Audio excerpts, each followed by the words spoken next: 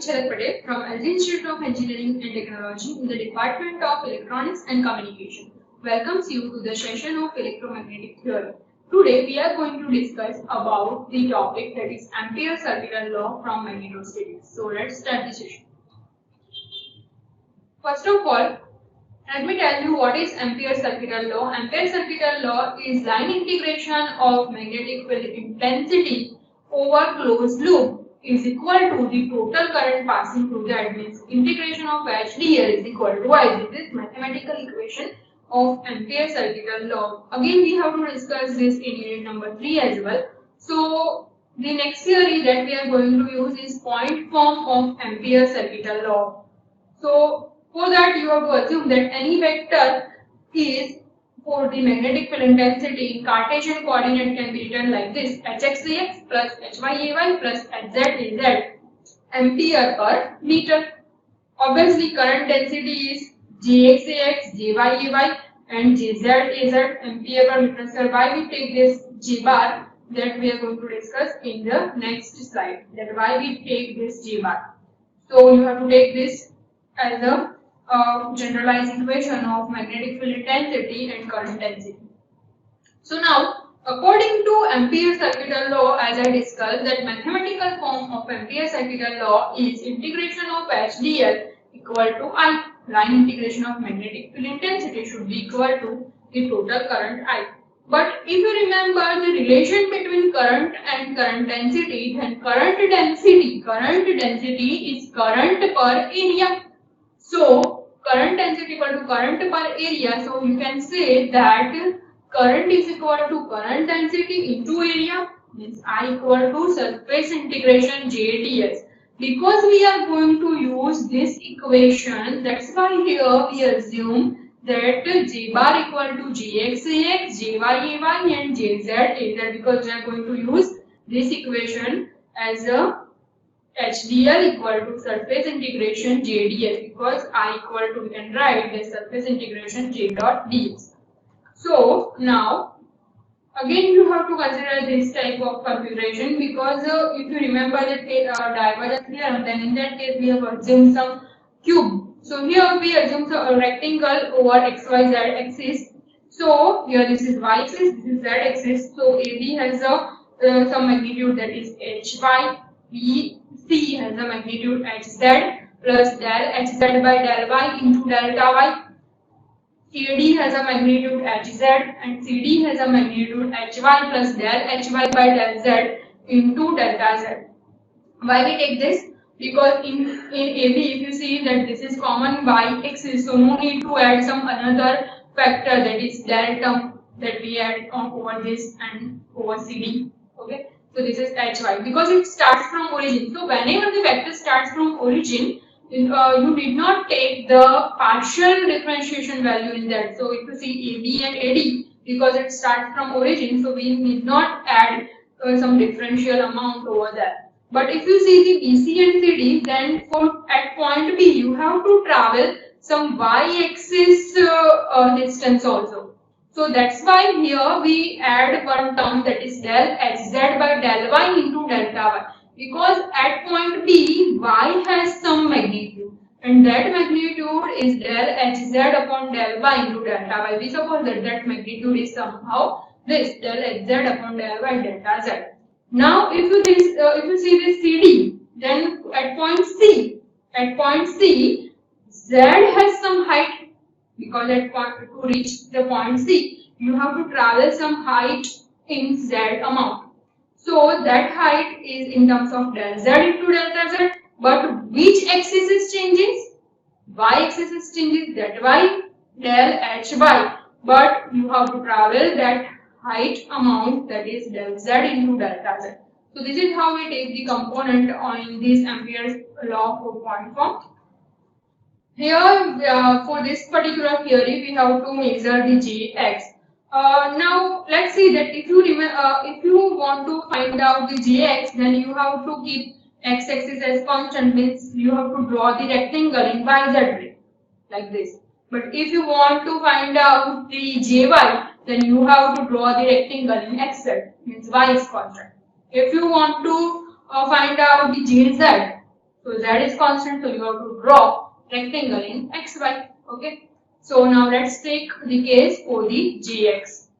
So for this gx, using the Ampere circuital law, as we know that integration of hdl is surface integration of jds. So for this, if you see the left hand side of the equation, left hand side is integration hdl. So integration hdl is total amount of this rectangle path, that is a to b, b to c, c to d and d to a. If you see this figure, a to b, b to c, c to d and d to a. So in that case, you have to write the four terms of integration like this as the total path of integration. Similarly, you have to find each integral. So first, let me take about a to b hdl. So if you see this figure, so in this case, a to b is amount of edges, hy, magnitude is hy. So you have to put that value over here. So it is 0 to delta y is changing 0 to delta y, hy ay into dy ay, dl bar differential length. So differential length y is changing, that's why differential length is dy and direction is plus ay bar. So hy as it is because constant ay dot ay is 1 and over integration is with respect to y, you have to integrate dy. There is no term of y present, means integration of 1 is y and limit is 0 to delta y. That's why here hy into delta y. If you see the b2c integration over here, for this b2c you have to take the amount that is hz plus del hz by del y into delta y. So for b2c, which axis is changing? Vertical axis, z axis. So you have to differentiate with, you have to do the integration with respect to z axis like this. Here b2c means 0 to delta z, hz plus del hz by del y into delta y as it is, az, dz, az. So az dot az is 1, you have to integrate with respect to dz. So if you do the integration with respect to dz, this term hz plus del hz by del y into delta y, that is constant, so it is out of the integration. Simply you have to take the integration with respect to 1, that is z, delta z minus 0. So this is how you get the this term b2c integration. Similarly, c to d means again the magnitude in between c to d. If you remember the figure, then magnitude is hy plus del hy by del z into delta z into ay. But in place of c to d, horizontal. In horizontal, which axis is changing? Y axis is changes. That's why here dy into ay.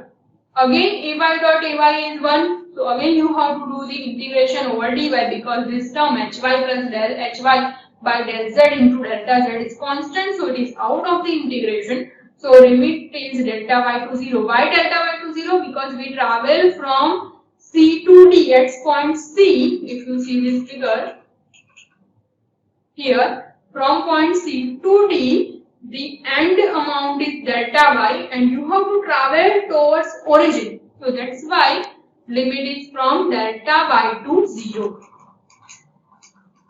This is how you have to take. So obviously negative sign will be there because you have to 0 minus delta y. So obviously negative sign will present, that is minus hy plus del hy by del z into delta z into delta y. Okay. Similarly, d2c, you can d2a means again some height, delta z to 0. You have to travel from some height delta z towards origin, means delta z to 0. Amount is hz az into dz az. Az dot az is 1. So it is like this minus hz delta z. Now here we have all the four terms, a to b, b to c, c to d and d to a. So let's add all them. So by adding all the integration terms, we have total like this. Okay. If you simplify this term, then the terms that will be cancelled out is hy delta y will be cancelled out, then hz delta z will be cancelled out. The remaining terms are all only the partial differentiation term, that is del hz by del y minus del hy minus del z into delta y delta z. Okay. So this is our left hand side. Now let's prove it for the right hand side. So for the right hand side, obviously current, we can write the current according to the current density equation, that is current density is current per area. So it can be written like surface integration J dx. Now we have the generalized equation of J, that is Gx plus Gy plus Gz. Okay. Now in the starting of this theory, I have said that x-axis is constant. That's why we have draw the plane over y and z. So if x is constant, according to unit number 1, surface is written like dy dz into ax bar. So obviously this, if we do the dot product, then the different directions dot product will become 0 and only ax dot ax is present. So no need to multiply this gy ay with this ax, because ay dot ax will become 0, az dot ax will become 0. Only term that will be present is only jx. So jx, obviously there is no term of y and z is there. So you have to integral 0 to delta y dy and 0 to delta z dz. So this term is there for jx into delta y into delta z. So this is how you get the equation for the left hand side and right hand side. But according to Ampere's circuital law, integration of HDL is I. So we can compare this both equations. On the left hand side we get this term, that is del hz by del y minus del hy upon del z into delta y delta z. On the right hand side we have this term gx into delta y delta z.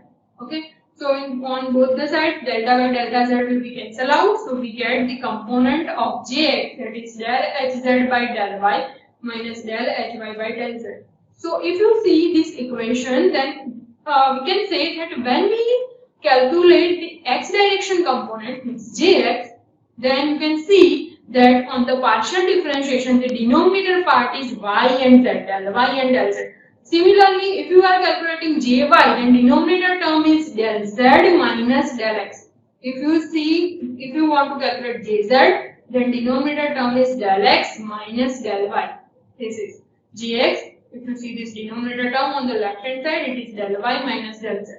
So, if you want to write the equation for the jy as well as jz, then you can say that jy is del hx minus del z minus del hz by del x equal to gy. So if you see this equation, for the y-axis is constant, then the partial differentiation terms denominator is z and x, and then in the opposite manner the component of h is present, del hx minus del hz. Similarly, you can write it for jz as well. So now you have the equation of gx, gy and jz. So you can easily write this in the generalized equation of g bar, that is gx plus gy plus gz. So if you put the values in the generalized equation, it would be like this. Gx, gy and gz terms are written in this equation. So now you have all the partial differentiation term in the final equation. So if you rearrange this term, you can say that this is the equation. So up to this, if you have any doubts or queries regarding this session, you can ask me on my email ID. Thank you for watching.